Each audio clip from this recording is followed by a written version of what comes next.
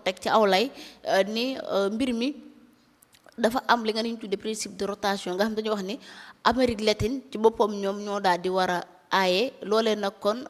jàppal ni justement tey Washington démb daal di def ab note ngir daal di écarter li nga xamante ni si moo nekk le principe en tout cas ñoom li ñu xam ne mooy que ni li ñu bëgg mooy un homme un homme pragmatique un homme boo nga xamante ni si justement dina déterminé wu ci lépp loo nga xam ne moo nekk ay réformes ci Nations Unies alors est-ce que jàpp nga ni tey même bu ñu écarter le principe bi nga xamante ni si moom moo nekk le principe de rotation loolee itam li ñu bëgg mu nekk un homme pragmatique un homme boo xam ne day taxaw ci li nga xamante ni si moom moo nekk ay réformes est-ce que jàpp nga loolee tey dina mën a xàllil ki nga xamante ni si moom moo nekk Macky Sall yoon bi ngir mu mën a jëm fi nga xamante ni si moom moo nekk ci Nations Unies. xam nga sa émission bii nii. dafa nekk émission ba nga xamante ne yaakaar naa ne chroniqueur yu bëri fii la ñuy jëlee seen élément de langage. parce que waxoon naa la ma ne la principe de rotation boobu ay Yacine Fall di wax ak Mimi Touré loolu waxu populiste la rek wax bu yàqu la parce que ñoom dañu nekk ay intellectuels yu malhonnête nga dem tonton lu tax nga wax loolu ma ne la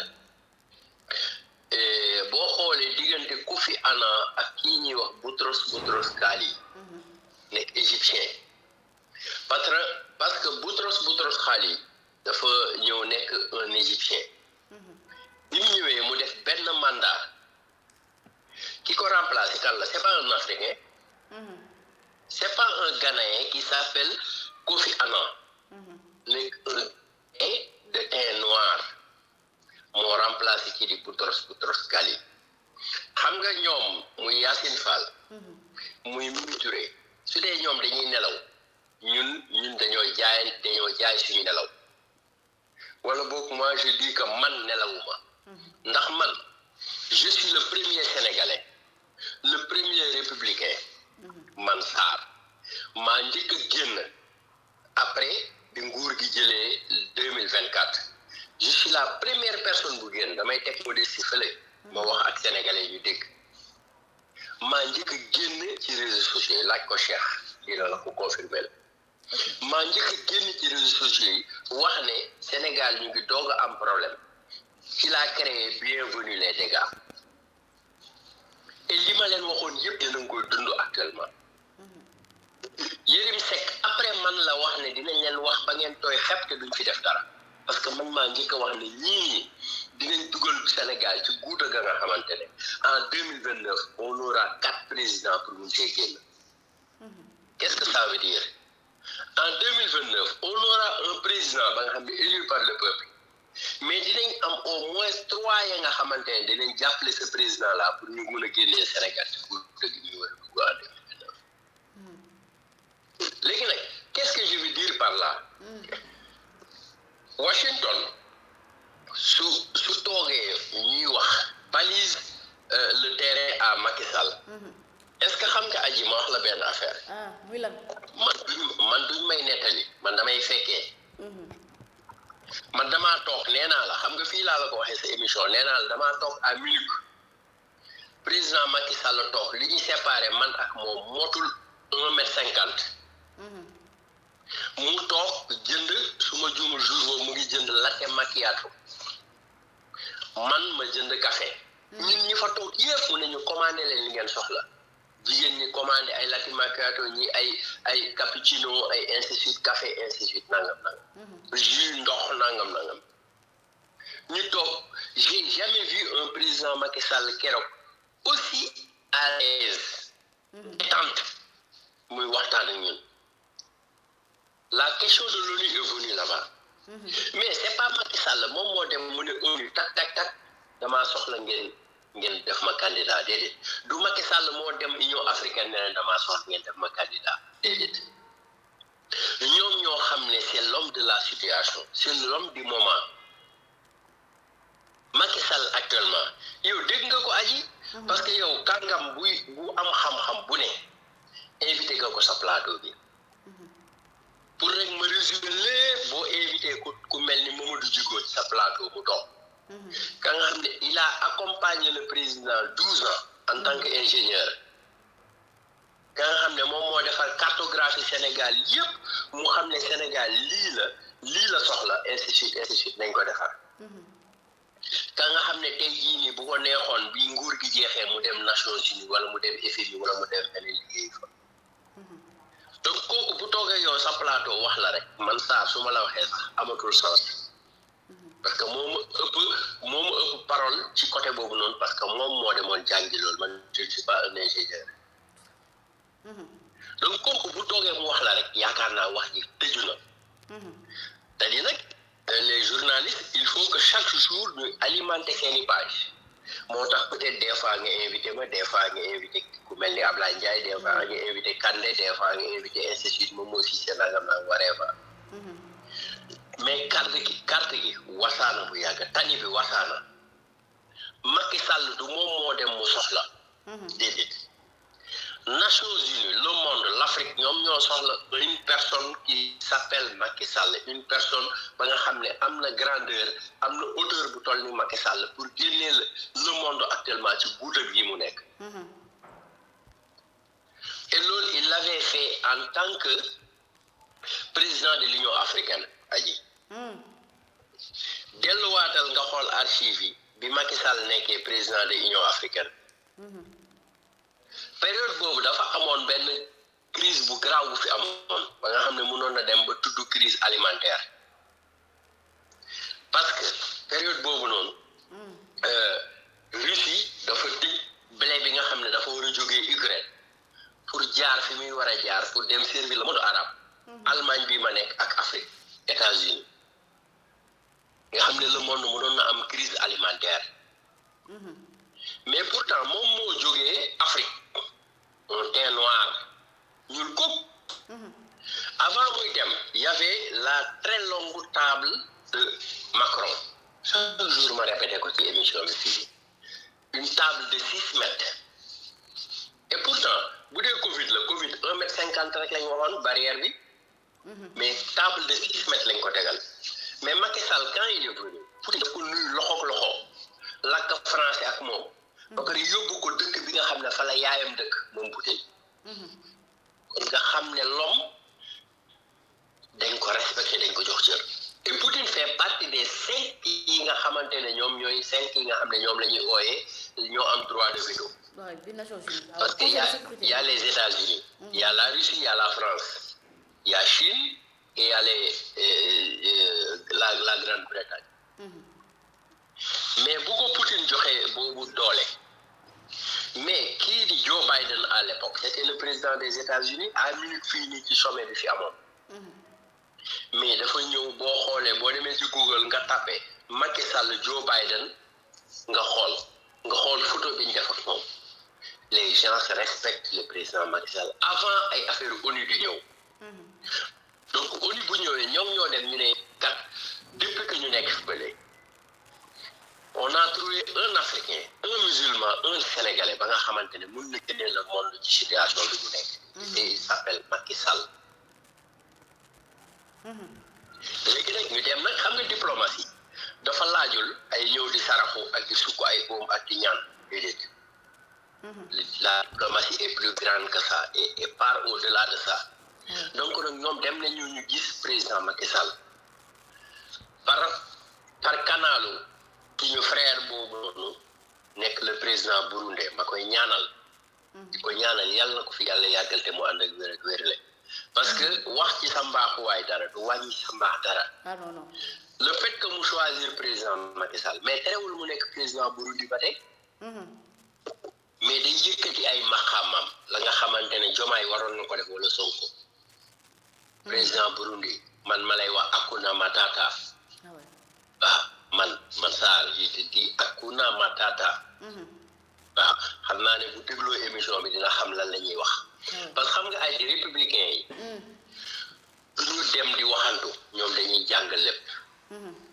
te dañoo am kilifa donc nag le président Macky Sall bi mu toogee fii nii mais daf ñoo wax carrément mu ne ñu moom il a écrit une lettre au président de la République du Sénégal qui s'appelle Bassirou Diomaye Diakhar Faye. loolu Macky Sall moo la ko wax. Pardon. mais loolu Macky Sall moom parce que il paraît que ñu bëri nee nañu président jotul lettre wala boog gis ko le Sénégal kenn tudd ko ci mbir mi. moo tax non li ngay wax dafay dagg tuuti du ma koy dégg bu baax. bon en fait je demande est-ce que justement que ni lettre bi ñuy wax ne Macky Sall bind na ko loolu noonu lu am la vu que ni Sénégal ñu bëri. mais attends Adji. man maay wax ak yow. président Macky Sall moo toog même pas 1m50 sama diggante ak moom le 14 février 2026 fii ci Allemagne ci hôtel Hilton. Amidou Anne wax na la ko. Mame Mbaye Niang wax na la ko. Mamadou Djigo wax na la ko. mais qui sont plus crédibles que ces gens-là que ay Mimi Touré ak ay Yacine Fall. ok. donc Macky Sall bind na lettre xam nga lu tax mu def ko. Macky Sall bu dee njàng la moo ko ëpp jomaay bu dee xam-xam la moo ko ëpp jomaay bu dee ay at la moo ko ëpp jomaay bu dee vécu la moo ko ëpp jomaay.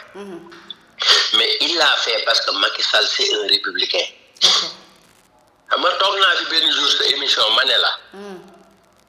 ñun ñii sax bu ñu defee écart de langage le président Macky Sall lu recadre soit directement ou bien mu yónnee ñu nit mu wax ñu ne ñu waru leen waxee di. bul foog ne émission yi ñuy def nii dañ koy def rek suñu bànneexu bakkan de dañuy def émission ba pare am ku ñu on froissé ñu. wax ñu ne ñu bu ne li nga wax waroo ko wax. ça c'est pas républicain déglul Pape Malick Ndour avant-hier qu'est-ce qu'il a dit. nee na il ne va jamais de sa vie. yàq deru magistrat. wala muy saaga magistrat wala mu koy saagal wala muy tax photo parce que moom formé wuñ ko noonu parce que c'est un républicain. ok. parce que Macky Sall moom moo nangul ko laal état du Sénégal moo nangul ko laal la république du Sénégal. nangu ko man de am naa ci sama benn ngoon ba nga xam ne ngoon googu noonu tëdd nelaw mu dëma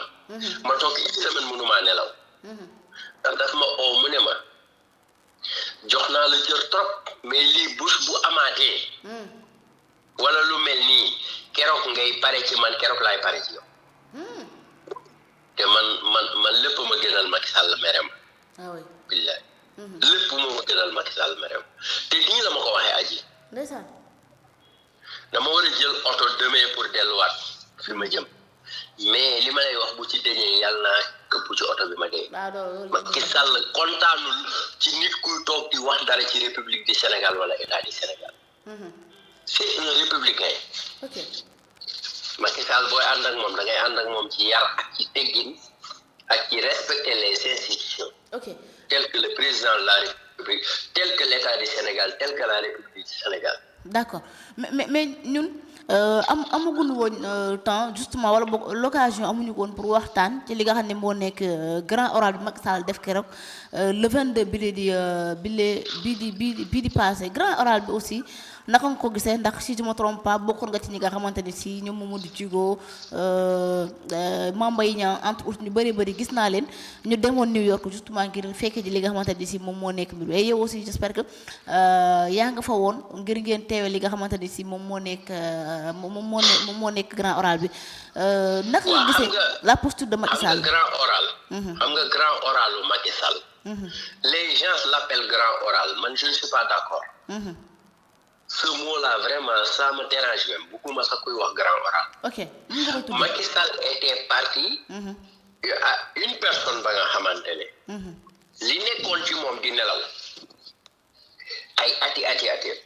la nekkoon ci moom di nelaw. mooy lan mooy xam-xam bi mooy yar bi.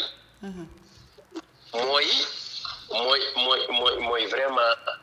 le fait d'être un républicain un africain. Macky Sall dafa dem pour won les 193 nations yi nga xam ne ñoo ko doon auditionné. pour won leen ne leen un Sénégalais né à Foundiougne grandi entre Fatick et Foundiougne. fait les écoles primaires ya nga xamante ne amul toilette publique bu correct. def étude primaire am secondaire am dans les coins les plus les plus pauvres au Sénégal. en Afrique de l'Ouest. mu def étude universitaire am université Cheikh Anta Diop. avec des moyens très modestes. ce Macky Sall là moo ñëw après avoir fait les études internationales après avoir appris nekk le Sénégalais géologue kooku moo ñëw pour jàkkaarloo yéen pour won leen ne leen au Sénégal il y avait des gens qui brûlaient le pays il y avait des gens qui appelaient à Gatsa Gatsa il y avait des gens qui ne comprenaient absolument rien du tout pour ñoom développer un pays mooy taal ko d'abord ah oui mais moi Macky Sall je viens vous répondre seen question yëpp lu ngeen ma ci laaj dinaa leen tontu ak yar ak teggin ak xam-xam tous les gens yi jàll avant Macky Sall ah oui comme yaa ngi wax ci audition bi ñi jàll kaat yi nga xam ne jàll nañ ci audition bi ñoom ñëpp 1h30 la ñu am d'audition mais Macky Sall on l'a accordé 3 heures d'audition aji ah oui gis nga aji ngay déglu nit 30 minutes rek dafa métti waxuma la ngay déglu nit 3 heures de temps calculer defal ratio bi nga delluwaat ci YouTube nga xool ce que Baatu Dëgg avait comme audience ce que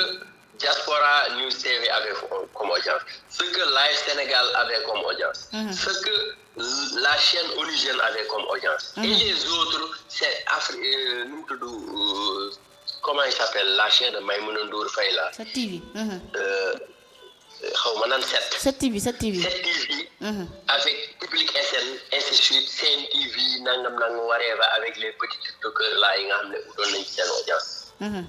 regarde les chaînes africaines nga xool ratio bi on a dépassé plus de 10 millions d'Africains 10 millions de spectateurs yu doon déglu Macky Sall di ko seetaan ah oui le soir du 22 avril 2026 l'histoire retiendra l'histoire retiendra que un Sénégalais moom moo tenir en haleine le monde entier l'Europe l'Asie les États-Unis l'Afrique le Sénégal ñëpp toog branché kenn seetaanul fenn lu l'audition de Macky Sall tu vois que des cœurs rouges ou verts mais ils sont des cœurs gisoo lenn la nga xam dafa négatif ci commentaire yi parce que les gens ils savent que yow sa papa parce que je sais que sa papa la sa papa yow da nga war a yow sax duma la wax da nga war a am fierté parce que je sais que tu l'as déjà hormis journaliste bi nga nekk mais da nga xam ne yow li sa liggéey mooy yow en tant que journaliste da nga war a yëkkati yow dëkk bi nga xam ne moom ngay def journaliste muy Sénégal te yëkkati Macky Sall mooy yëkkati Sénégal mooy yëkkati Macky Sall vice versa tout à fait donc nag bu Macky Sall toogee 3 heures d'horloge di waxtaan ba ci ambassadeur bu Mali Côte d'Ivoire les pays de l'Afrique de l'Ouest ñoom ñëpp ñu poser ay questions mais les gens à la place de questions ils faisaient des compliments ils parlaient à un gars ba nga xamante ne ñoom dañu am fierté d'abord avant di ko poser question ah oui donc loolu nag bu fi jàllee léegi nag ñu bëggee jël nag benn portion de personnes ba nga xamante ne boo leen dugalee ci butéelu Coca-Cola bu ndaw bu 35 millilitres boo ko yëngalee dootoo leen gis waa ñooñu nag bëgg a ñëw taxaw bëgg a ñëw rek bëgg occuper la place bëgg a nekk di wax ci Macky Sall gis nga Nations Unies est plus sérieux que li waa Pastef yaakaar aji ok moi j'étais casque bleu j'ai fait les missions de Nations Unies man casque bleu xam nga li tax sa nijaay def ak moom émission des fois day dina bon je suis modeste parce que d'autres vont dire qu'il n'est pas modeste je suis modeste mais damaa fekkee man lépp li may wax dama koy fekkee damaa sol casque bleu embarqué aéroport Yoff ñu ma dans un autre pays ba nga xam dama leen war a sauver en tant que Sénégalais en tant qu'ambassadeur ma def ba 1 an et quelques ñëpp ci waat Sénégal kenn bindul ci man lu ñaaw kenn waxul ci man lu ñaaw donc am naa droit à la parole quand même d'accord quand on parle des Nations Unies et ma xam lan mooy les Ghanéens lu tax fépp foo dem ci théâtre Nations Unies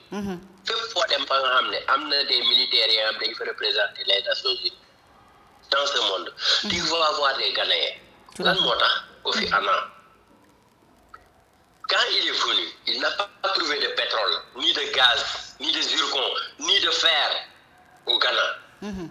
léegi nag moom li mu mënoon a remercier waa Ghana en tant que fils du Ghana mooy les missions onusiennes mu fexe ba nga xamante ne les Ghanéens dañ fay nekk ñoom bu ñu laajee 1000 africains au moins 500 yi dina nekk ay Ghanéens ok mais ay militaire bii jógee Dakar dama bëgg rek ñu waxtaan ci lu simple rek lu tax sama mbokk yi xam lan mooy importance bi d'accord ci côté pécuniaire militaire bii jógee Dakar di feyeeku 200,000 francs CFA war cee fay location war cee dund war cee ut carburant wala mu jël ci BRT wala mu jël ci car rapide pour liggéey mais militaire boobu dem Nations Unies ñëw wàcc aéroport ñu yëkkati 10 millions de francs CFA jox ko kooku mënu cee commencé kër bu fekkee amuloon terrain waaw kooku kan moo ciy gagné c'est pas le Sénégalais c'est pas le fils du Sénégal lii de la Kofi Annan jëriñ waa Ghana bi mu nekkee secrétaire général Nations Unies d'accord su ma ci continuer woon ci Boutros Ghali aussi noonu lay demee d'accord su ma ci continuer woon ci d'autres personnes comme Guy Thérèse noonu lay demee parce que kuy xaram de ci jaayu barke ba yaay borom tout à fait là c'est vrai pour wax la ne la gis nga Macky Sall secrétaire général Nations Unies billee benn tur laa xam ci doomam muy Amadou Sall yaakaar naa du ci am téeméer ci am 100 francs CFA ok xam nga ku ciy bénéficié wu ñun ñi nekk ci diaspora bi ñoo ciy tiitaru di yëkkati suñu mbagg naan suñu frère comme ku mel ni man di tiitaru naan suma frère mooy secrétaire général Nations Unies yow yaa ciy tiitaru naan sama papa mooy secrétaire général Nations Unies mais Amadou Sall mun na romb nit ñi sax duñu xam ne mooy papaam mooy secrétaire général Nations Unies d'accord mais Adja Marème Faye mun na romb nit ñi duñu xam ne mooy soxna parce que on dira jamais la première dame des Nations Unies jamais d'accord première dame ci présidence la yem waaye kon nag kii nag tey jii nii duñ ko def est-ce que duñ ko def barigo bi nekk ci kaw pont Kédougou bi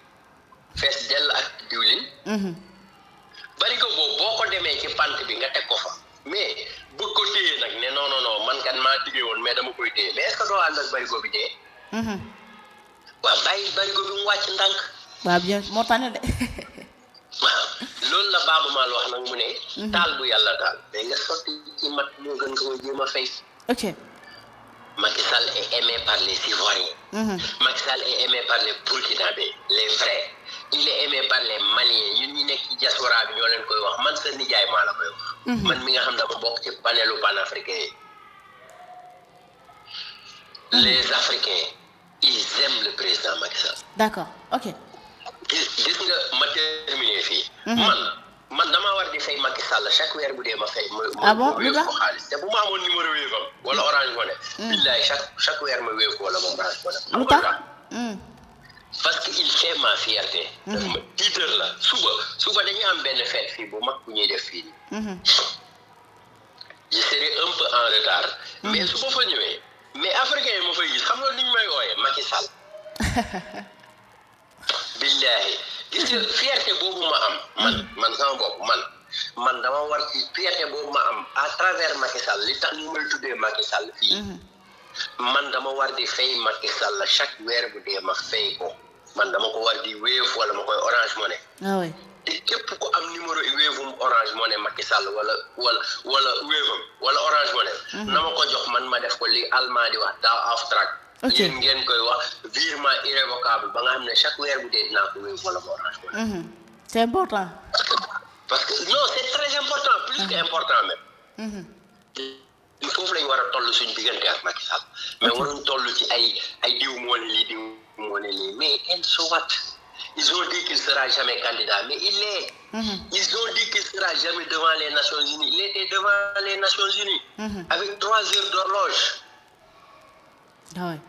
kan moo ci mun a cocher benn faute bu Macky Sall def ni en anglais ni en français mais mu ngi noonu daal d'accord alors merci beaucoup fallait justement ñu wax ci loolu mais bala ñuy génn Nations Unies aussi am na keroog lu fa xew ci biir ci oral bi ñu doon def justement ñu gis ni Tunkara gis nañ ko mu ñëw fa ba tax xaw faa jàppanteeg ay